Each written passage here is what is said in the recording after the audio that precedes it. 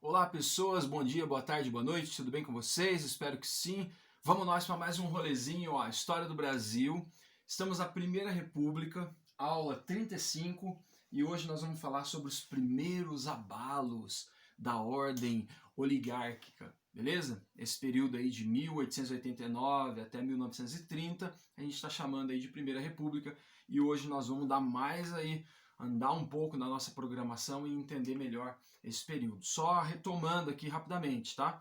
Nós tivemos ali, na última aula, você assistiu o governo do Afonso Pena, que morreu em 1909, não terminou o governo dele. Eu vou falar hoje do finzinho do governo dele, do Nilo Peçanha, que foi o vice, né, que assumiu. E, cara, ali o que tem de mais importante na última aula, né, é a ideia de que você tem uma elite, uma oligarquia no poder, e essa oligarquia cuida para que o Estado, para que o governo tome conta dos interesses deles, no caso a proteção do café.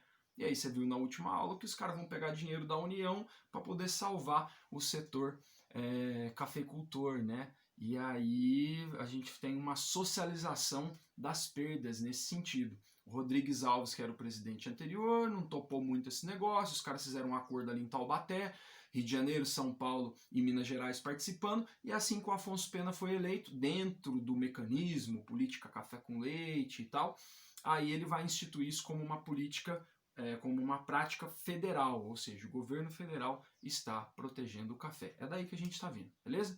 Hoje, nós temos 4 passos para dar aqui. O nosso objetivo é o seguinte: eu quero que vocês consigam reconhecer as dissidências entre os setores oligárquicos. O que é isso? O que é um dissidente? O que é uma dissidência? Quando a gente fala das oligarquias, ou seja, dessas elites que estão governando, não é uma coisa só, sabe? Eles também têm os seus rachas, eles também têm as suas divisões, eles também têm as suas dissidências. Vocês vão perceber que na aula de hoje, para a eleição do próximo presidente, que é o Hermes da Fonseca, não teremos um acordo entre Minas e São Paulo, por exemplo. Então vai ter um racha ali. Minas Gerais vai ficar próximo de Santa Catarina, Rio Grande do Sul, São Paulo vai ficar do lado da Bahia. Então, tipo assim, vai ter uma divisão entre essas oligarquias. Elas não estão sempre falando a mesma língua. Hoje vai começar a dar alguns probleminhas aí, os mecanismos deles, tá? E aí nós precisamos também analisar alguns movimentos sociais dessa Primeira República. Em especial hoje a gente vai olhar o que foi a Guerra do Contestado, uma tragédia na história do Brasil, mais uma tragédia, muito parecida com Canudos até, e o evento, cara, para mim o grande evento aí, que é a Revolta da Chibata. Se você está procurando um herói para a história do Brasil, alguém que você fala assim, um cara aí que eu não vou errar, né? Eu quero um herói, eu vou te dar um herói hoje chamado João Cândido, nós vamos conversar sobre ele, beleza? Para isso, 4 passos, ó. Primeiro eu quero falar do governo do Nilo Peçanha. Nem está aqui no nosso material, na nossa programação, mas vou colocar rapidinho alguns detalhes aí. Ele governa por 17 meses e tem algumas particularidades do Nilo Peçanha que eu queria contar para vocês. Depois a gente tem o governo do Hermes da Fonseca. E aí no governo do Hermes da Fonseca a gente vai entender como que aconteceu ali. Na verdade a gente vai falar mais da eleição dele do que do governo propriamente, porque do governo depois a gente vai falar desse contraste da modernidade e da realidade, ou seja, a linha de trem chegando no lugar, é a novidade. E a realidade? A realidade é que milhares de pessoas vão ser mortas para que isso aconteça. E a ideia da marinha toda moderna, comprando equipamento na Europa e tal, e a realidade é que os caras castigavam as pessoas ainda com chibata, castigo corporal em 1910. A gente vai falar sobre isso. E por fim, eu quero falar para vocês da política das salvações. É bem rápido isso porque a política das salvações é assim: o governo Hermes da Fonseca ele não vai ter os mesmos mecanismos de antes para governar. Ele não tem, por exemplo, apoio de todos os governadores.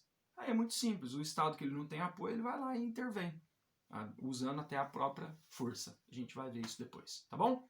4 passos, então, pro rolezinho de hoje. Bora lá. Esse aqui, mano, é o Nilo Peçanha.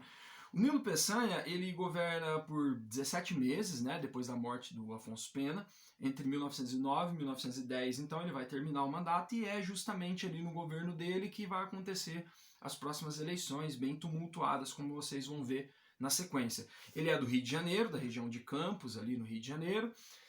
Ele tem algumas particularidades. Ele é muito novo, Ele tem 40 anos. Se eu não me engano, ele é o mais novo, né, deles todos. Acho que sim.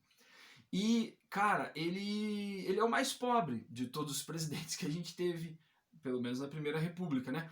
Mais pobre assim, entenda também o mais pobre aqui, eu não tô falando de pobre miserável de marré, marré, marré. Mas entre os presidentes, pô, se a gente for comparar aí o Afonso Pena, o Rodrigues Alves, pô, esse cara é milionário, mano, tinha dinheiro pra caramba.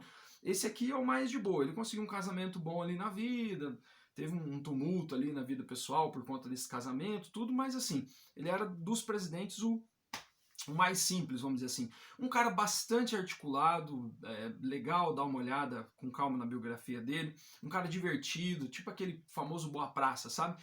E ele inaugura também um pouco no Brasil essa ideia do político que vai até a galera, que conversa, que faz um comício, que viaja, sabe? Esse negócio mais popularizado assim da política tem um traço aí do Nilo Peçanha.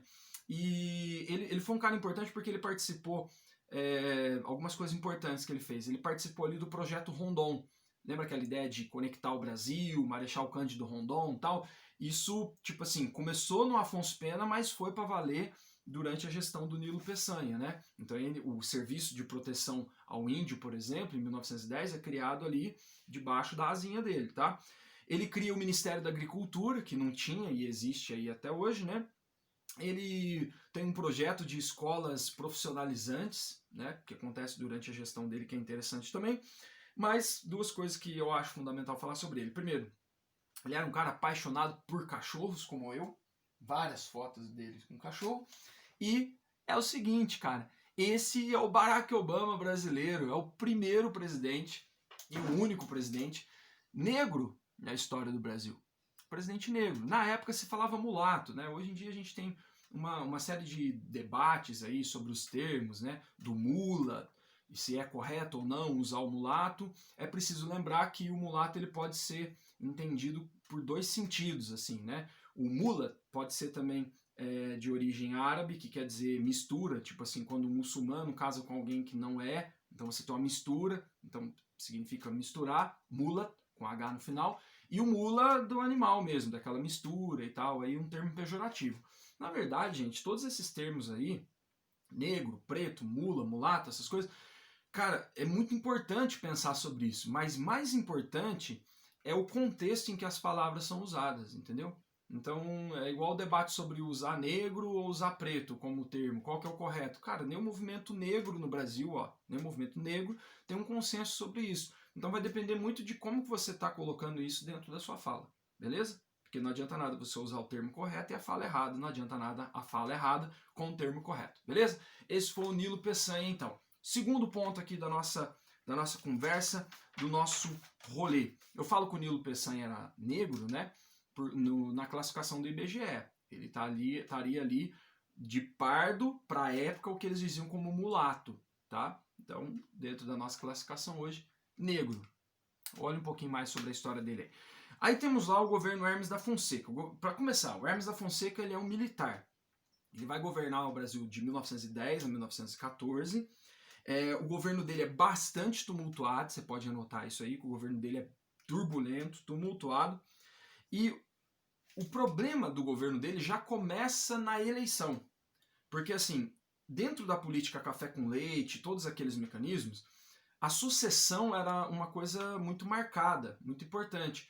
Normalmente, o presidente que estava no poder indicava o seu substituto e isso dava muita força para o substituto e esse cara acabava ganhando a eleição. Isso com o apoio de São Paulo, com o apoio de Minas Gerais, num consenso entre essa galera, numa política que a gente conhece como café com leite. Na eleição do Afonso Pena, isso já tinha dado algum problema, porque o Rodrigues Alves queria indicar o Bernardino de Campos e não conseguiu. Porque ele não queria fazer aquela política de valorização do café. Aí colocaram o Afonso Pena. Então o negócio já começou a desandar. Quando chega aqui, na eleição do Hermes da Fonseca, tem um problema, porque São Paulo tinha feito presidente 3 vezes. Prudente de Moraes, Campos Salles e Rodrigues Alves. Minas tinha feito um só, o Afonso Pena. E Minas quer de novo a presidência. Gostou do rolê, lógico? E São Paulo fala, não, agora é a nossa vez. Então, tipo assim, é 3 para lá, 1 para cá, 3 para lá, 1 para cá. O fato é que você tem um impasse. Esse impasse significa que Minas e São Paulo As duas grandes potências não chegaram no acordo, como era comum na política café com leite, em um nome. Não encontraram um nome que agradasse os dois. Aí Minas Gerais pega e monta a sua chapa para a campanha de 1909, que vai ser a chapa que vai eleger o Hermes da Fonseca. Você tem o Afonso Pena, já antes de morrer, indicando o Hermes da Fonseca, e disse que essa indicação foi polêmica, porque na lista do Afonso Pena tinha dois nomes antes na cabeça dele. Tinha o João Pinheiro, que é nome de rua em Poços lá também, o Davi Campista, políticos mineiros importantes, e diz que o Hermes da Fonseca conseguiu uma indicação numa reunião particular, que ele entrou na sala do Afonso Pena e só escutaram a espada bater na mesa, e a hora que ele saiu de lá, ele saiu como candidato à presidência. E, tipo assim, o Afonso Pena falou, beleza, mano, vai ser você. Então, você tem Minas Gerais apoiando, então, o Partido Republicano Mineiro, apoiando o Hermes da Fonseca para a eleição. Você tem o apoio de um grupo importante, de um político lá do Sul, que era um cara chamado Pinheiro Machado, que coordena as elites do Sul, apoiando essa galera aqui também. Você tem o apoio do Nilo Peçanha, que foi o presidente substituto lá, e tem o apoio, inclusive, dos militares. Então, tipo assim, montou-se uma candidatura aqui em torno do Hermes da Fonseca. São Paulo não concordou com isso. São Paulo não queria o Hermes da Fonseca, queria um presidente paulista. Mas, sem um arranjo ali de um nome importante e tal, resolveu embarcar e apoiar uma candidatura de um baiano, o famoso Rui Barbosa, o eterno candidato Rui Barbosa. Vai tentar e não vai conseguir ser presidente do Brasil. Bom, então tá montado o cenário. Ó, de um lado você tem Minas Gerais com seu candidato e os seus apoios, o Hermes da Fonseca. De outro lado, São Paulo embarcou ali na candidatura do Rui Barbosa. São Paulo não era protagonista necessariamente nessa eleição. E aí o Rui Barbosa ganhou apoio de alguns liberais também. O Rui Barbosa, figuraça da nossa história aí, né? Dois blocos, então, a política café com leite não tá funcionando. Se alguém falar disso aqui para vocês, desse período, do Hermes da Fonseca e tal, tá rolando uma campanha eleitoral agora em que São Paulo e Minas não estão mais aliados. Eles estão separados. Daqui a pouco eles vão fazer as pazes, mas agora eles estão separados. Bom, aí o que acontece? Essa campanha, cara, ela é muito agitada, a campanha de 1910, né, na verdade, porque assumia no final do ano. Cara, começa em 9, mas assim, 1910 é um ano muito agitado. Essa campanha fica conhecida como campanha civilista. É uma campanha em que os candidatos, tanto o Hermes da Fonseca, mas principalmente o Rui Barbosa, vão percorrer o Brasil, vão fazer comícios, vão dar um rolê no meio da galera, vai comer pastelzinho na feira, tomar leite com café num copo sujo do boteco, beijar a criança com cães, essas coisas, entendeu? É uma campanha que mobiliza as pessoas e inflama a galera para votar e tal. Resultado da eleição, o Hermes da Fonseca vence. Minas Gerais conseguiu fazer mais apoios, tinha um colégio eleitoral significativo. O Hermes da Fonseca, ele tem 400 mil votos, cara. Olha, precisava de pouco voto para ser presidente do Brasil, né? Pouca gente votava. E a população também era diferente. Mas o Hermes da Fonseca teve 400 mil votos e o Rui Barbosa teve só 222 mil votos. Então São Paulo ficou chupando o dedo e o presidente empossado, vitorioso, será o Hermes da Fonseca, o Marechal. É parente do Marechal Deodoro também, mas é o Marechal Hermes da Fonseca. Ou seja, de tudo isso que eu falei, o que você tem que guardar? Nesse momento, o tal da política café com leite não funcionou. Houve uma ruptura entre São Paulo e Minas Gerais, e o Hermes da Fonseca, representando Minas Gerais, foi eleito. Tudo bem? Bora lá. Terceiro ponto, a modernidade, né, versus a realidade. Cara, estamos falando já algumas aulas aqui dessa ideia de modernizar o Brasil, ferrovia, reforma de cidade, constrói, não sei o quê. Só que o problema é que essa ideia de modernidade da República vai atropelar milhares de pessoas. Isso já aconteceu no Rio de Janeiro, você já viu. Já aconteceu lá no norte do país, você já viu. Agora tem uma fita que vai acontecer lá no sul. Tem dois eventos importantes que a gente vai falar aqui. Um é a Guerra do Contestado, que é esse do sul que eu vou explicar agora. O outro, na sequência, a gente fala da Revolta da Chibata. Cara, o que aconteceu? Lá no sul do país, numa região ali no interior do Paraná e Santa Catarina, na divisa dos dois estados, você tinha uma região ali que era contestada, tanto por Santa Catarina quanto pelo Paraná. Se vocês pegarem o mapa de Santa Catarina, vocês vão perceber que ele tem um território ali no litoral, esqueci de pôr o mapa aqui, e que aí tem uma... esquece que eu sou professor de geografia, tá? Tem uma bundinha do território ali que entra, uma parte mais fininha assim de Santa Catarina que vai pro interior. É exatamente essa região ali que eles estão brigando. Então, Paraná reivindica a posse dessa região e a Santa Catarina reivindica a posse dessa região. Então, entre 1912 e 1916, então perceba o seguinte, essa treta que eu vou contar para vocês começa no governo Hermes da Fonseca e termina só lá no 1916, que já é o governo Venceslau Braz. O que acontece? Essa região ali, você tem um cenário muito parecido com aquele de Canudos, tá? Eu vou sempre lembrar Canudos aqui porque parece bastante, apesar de ser no sul. Uma região de interior, é meio que sertão, galera empobrecida, miscigenada, sabe? Uma turma ali abandonada, marginalizada, muito parecido com aquela população empobrecida de Canudos. Então, no sertão ali, no interior do sul, tem uma galera empobrecida, tem um povão morando ali. Essa galera tá sobre os mandos e os desmandos dos coronéis, dos proprietários de terra da região lá. Você tem ali o negócio de erva mate muito forte, criação de gado, algumas lavouras e tal. Então a massa de gente pobre ali que fica submetido aos proprietários de terra. Situação bem parecida também com Canudos. Esse é um lugar onde o Estado não chega para essas pessoas. Essas pessoas não sabem o que é república. A república não está chegando para elas, né? Só que aí, ou seja, tem lá um bolsão de pobreza nessa região, certo? Aí vem a modernidade. Qual que é a modernidade? Um empresário, um gigante aí da história do Brasil, chamado Percival Farquhar. Esse cara tem um projeto aí audacioso e gigantesco para construir uma ferrovia, existe quase inteira até hoje, né? Uma ferrovia para ligar São Paulo ao Rio Grande do Sul. Até aí tudo bem, mas por onde essa ferrovia passa? No meio dessa região do contestado. Dessa região que já era conflituosa pelos dois estados, tem uma massa de gente pobre morando ali e agora vai passar uma ferrovia. Você fala, César, não entendi qual que é o problema. O problema é o seguinte, quando essa ferrovia vai passar, tem um projeto ali que chama Brazil Railway, né? Vai passar uma ferrovia ali. Cara, tem que desmatar uma região para passar isso. E aí entra no jogado uma madeireira também, chamada Lumber. Então você tem uma ferrovia, uma empresa que vai fazer a ferrovia, Brazil Railway, e aí tem a Lumber também. Tá, César, eu não entendi qual que é o problema, a modernidade está chegando. O problema é o seguinte, a galera que estava ali nessa região tinha muito poceiro, tinha gente que estava na terra, mas não tinha o título de propriedade da terra. Tá num pedaço da terra que é de não sei quem, que é do estado, que é parará, parará. Na verdade, a maioria dessa terra ali era do estado. E o estado não deu a posse para os pobres. Mas o estado permitiu que a empresa que ia fazer a ferrovia e mais a madeireira ali, que eles tivessem posse de 15 quilômetros de cada lado da ferrovia. Ou seja, por onde a ferrovia passar, 30 quilômetros ali no entorno da ferrovia pertence a essas empresas. E é justamente onde estava esse povão pobre. Então você tem dois problemas. Primeiro, há uma desapropriação muito grande dessa galera que está na região, que precisa sair dali porque vão derrubar tudo e a ferrovia vai passar. Segundo, tem uma turma ali que é absorvida pela própria obra da ferrovia. Cerca de 8 mil pessoas vão trabalhar ali para a empresa da ferrovia. Só que chega uma hora que a ferrovia fica pronta.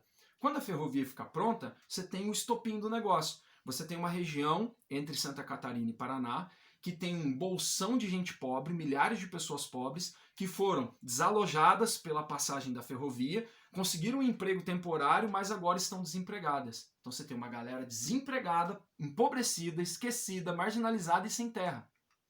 Para piorar essa situação, a fita das fitas das fitas, muito parecido com Canudos também, tem a história de um movimento messiânico.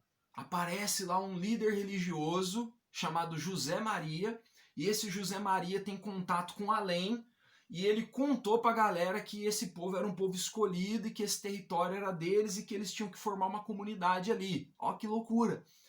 Loucura assim, a fita das fitas das fitas. E aí, cara, esse cara começa a arrebatar um monte de seguidores em volta dele, com essa mensagem e tal, de um catolicismo rústico também, né? Tanto é que a Guerra do Contestado e o movimento de Canudos são conhecidos como movimentos rústicos, né? Ou seja, é um movimento social, mas é um negócio bem rústico, atrás de um líder religioso e tal. E aí essa galera começa a travar os interesses dos proprietários da região, da própria madeireira e da ferrovia. Porque aí a galera começa a fazer protesto, a galera começa a reivindicar a terra, a galera começa a abandonar as fazendas ali da região e ir morar nessa comunidade do José Maria, muito parecido com aquele contexto lá de Canudos, guardado aí a proporção e as diferenças. mais de 20 mil pessoas, alguns falam 30 mil pessoas, nessa região montando uma comunidade meio que alternativa. Isso incomodou a igreja, incomodou a ferrovia, incomodou a madeireira, incomodou os proprietários de terra, os coronéis da região. Resultado, muito parecido com Canudos, o Brasil resolve, com as elites locais e depois com o governo federal, resolve declarar guerra a essa galera. Declara guerra contra o pessoal do contestado. E o Brasil entra em guerra com esses brasileiros que estão lá, cara. E vai ser uma carnificina isso. Tipo assim, é horrível. Porque você tem 4 anos, quase 5 anos de combate entre esse povo rústico, no meio do nada, tentando sobreviver, e o governo sentando pau na galera, mandando, tipo assim, canhão de guerra mesmo pro lugar. Mais de 20 mil pessoas vão morrer nesse processo, inclusive o José Maria. O José Maria é um dos primeiros a tomar um teco na testa lá, a galera guarda o corpo dele esperando ele ressuscitar, não ressuscita, começa a feder, aí os caras enterram ele. Mas aí aparece 2 crianças que diz que fala com ele. É um negócio assim, tinha um misticismo ali, um messianismo, né? Essa ideia de um mensageiro, profeta e tal. Mano, mas resumindo, a guerra do contestado foi um massacre. É o governo brasileiro indo pra cima dos brasileiros pobres e, tipo assim, tratando aquilo como loucura, tratando aquilo como atraso e passa o sarrafo na galera. Olha a modernidade chegando, né? A ferrovia para passar ali tem que dizimar uma turma nessa região. E o outro evento que acontece, né, em 1910, cara, esse é um dos eventos mais importantes da história do Brasil. A revolta da Chibata, eu falei que você estava procurando um herói, né, tal, é um evento fantástico na nossa história. No dia 16 de novembro de 1910, o Marechal Hermes da Fonseca foi eleito, e aí, naquela época, a eleição era em março, e aí você tinha assumir o governo no 15 de novembro, data da proclamação da República. No dia 16, ou seja, primeiro dia de governo, posse, festa, tal, mano, vai estourar uma treta na Marinha que entra pra história, porque é o seguinte, o que aconteceu? A Marinha brasileira estava modernizada, tinha comprado equipamentos e navios, né, os encouraçados. Encouraçado é um navio de guerra. Comprado navios na Europa. A Marinha era toda moderna. Acho que era a instituição mais moderna no momento ali no Brasil. Só que tinha as contradições, porque essa mesma Marinha moderna, se você olhasse a hierarquia dos cargos lá, das patentes, tipo assim, a galera que estava embaixo, maltratada, mal paga e tal, era gente negra. E os altos cargos, conforme você ia subindo, iam embranquecendo, assim como é a população brasileira, quase que até hoje, né? Muito até hoje. E aí a Marinha manteve, mesmo com a proibição de 1890, né? A Marinha manteve como prática castigos corporais. Ou seja, você era um marujo, se você fizesse alguma coisa lá, e lógico, tem problemas disciplinares, o negócio é muito rígido, não arrumou sua cama, não cozinhou direito, respondeu para um oficial, não sei o quê, você era condenado a chibatadas no convés, na frente de todo mundo, cara, lembrando muito a escravidão. Olha só, isso é 1910. A Marinha. Aí o que vai acontecer? No dia 16, o Marcelo Rodrigues, que era um marujo, foi condenado a 250 chibatadas na frente da galera, para dar o exemplo. E aí a galera resolveu se rebelar. Ou seja, não aceitar mais esse castigo e esse reflexo da escravidão. E aí um cara liderou essa revolta. Esse cara é esse aqui, ó, o João Cândido, ó. O João Cândido foi o líder da revolta da Chibata. E aí foi a fita, porque ele ficou conhecido como Almirante Negro. Quando esses revoltosos tomaram 2 navios, os revoltosos então tomaram um navio, o encouraçado São Paulo e o encouraçado Minas Gerais. Quando eles tomaram esses navios, e aí teve a treta, todo mundo ficou sabendo, ó, tem 2 navios ali, teve uma revolta e os marujos tomaram o navio. A galera, os oficiais, quem conseguiu fugir, morreu gente, tal, mas quem conseguiu fugir e vir pro continente, olhando pro litoral, falou assim, cara, fica tranquilo, porque os encouraçados ficavam com os canhões apontados pro mar, para proteger o Brasil, certo? Então eles falaram assim, ó, os caras estão ameaçando bombardear o Rio de Janeiro. Só que esses navios são muito modernos, o equipamento chegou esse ano, cara. A gente foi buscar na Europa. Esses marujos aí, esses negros analfabetos aí, os caras não sabem nem cozinhar direito, por isso que eles estão apanhando. Então havia um preconceito ali, tipo assim, fica tranquilo, os caras não vão conseguir virar o navio pra cá, a gente vai vencer eles pelo cansaço, daqui a pouco vai acabar a comida e pronto. Aí, cara, o que acontece? O João Cândido tinha viajado pra Europa, porque vai pra Europa buscar navio, vai a galera também, vai os marujos. E o João Cândido do lado, aprendendo tudo, curioso e tal. E aí, o que aconteceu? O João Cândido orientou a galera, fizeram um treinamento rápido lá, e em câmera lenta, os encouraçados fizeram as manobras e viraram os canhões para o Rio de Janeiro. E ameaçaram bombardear o Rio de Janeiro. Olha que história, mano!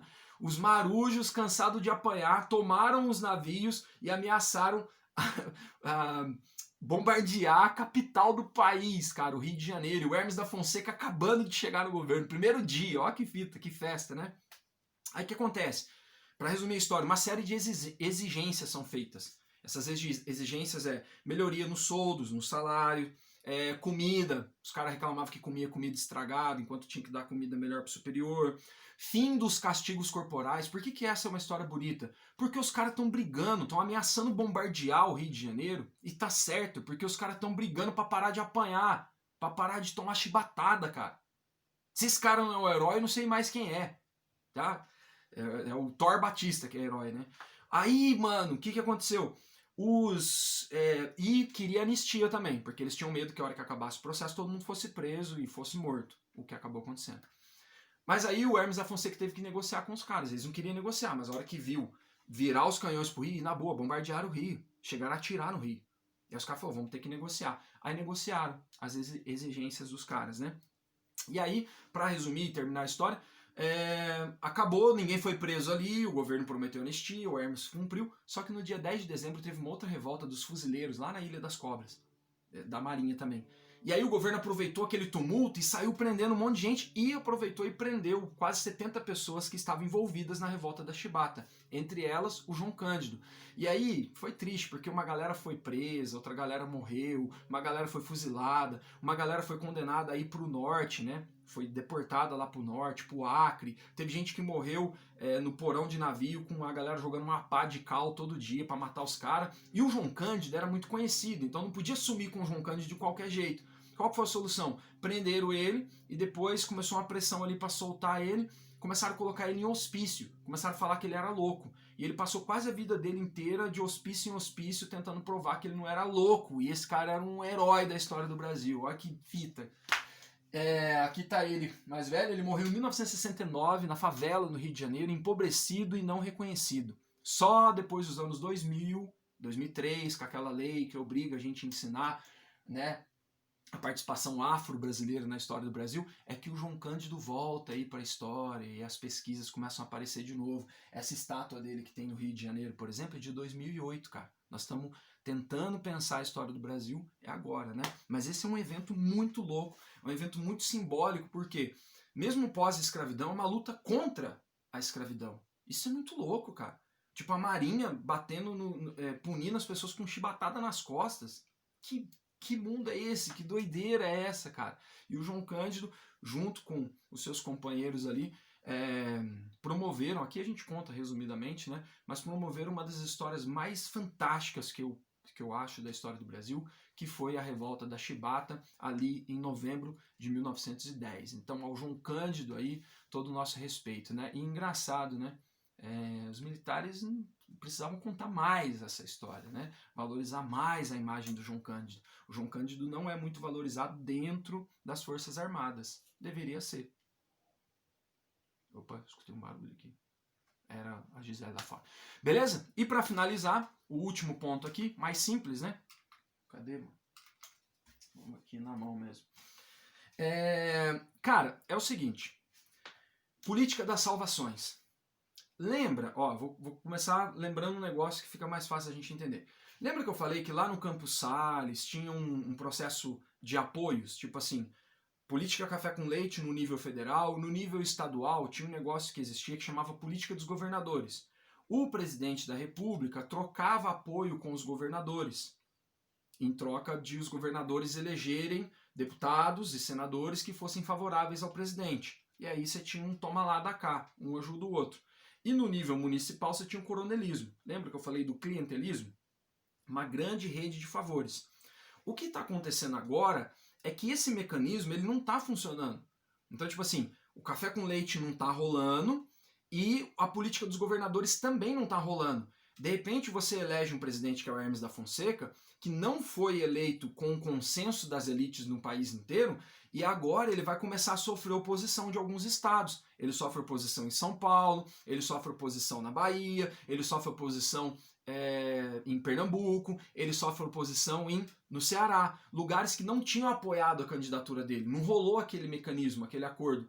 E aí é muito simples, o que ele vai fazer? Ele vai começar a intervir, ele começa a intervir nas eleições municipais, ele começa a intervir inclusive militarmente. Lá no Nordeste, por exemplo, em 1914, vai rolar uma treta com a elite lá de Juazeiro, liderados lá pelo padre Cícero, Padim Cícero, né? Tem um movimento religioso aí também. Os caras são oposição ao governo Hermes da Fonseca, não dão apoio pro Hermes da Fonseca, e o Hermes da Fonseca chega a mandar tropas lá para combater os caras. Isso que é conhecido como revolta de Juazeiro ou sedição de Juazeiro. O que você precisa entender é que é o seguinte, os estados que apoiam o presidente, ok, tamo junto. Mas tem vários estados que não apoiam. O que é a política da salvação? Eu preciso intervir nesse estado para salvar esse estado para me apoiar. O que significa salvar o estado? Tirar uma elite que não me apoia e colocar alguém que me apoie. Porque o estado também tem brigas entre elites diferentes, tem dissidências, né?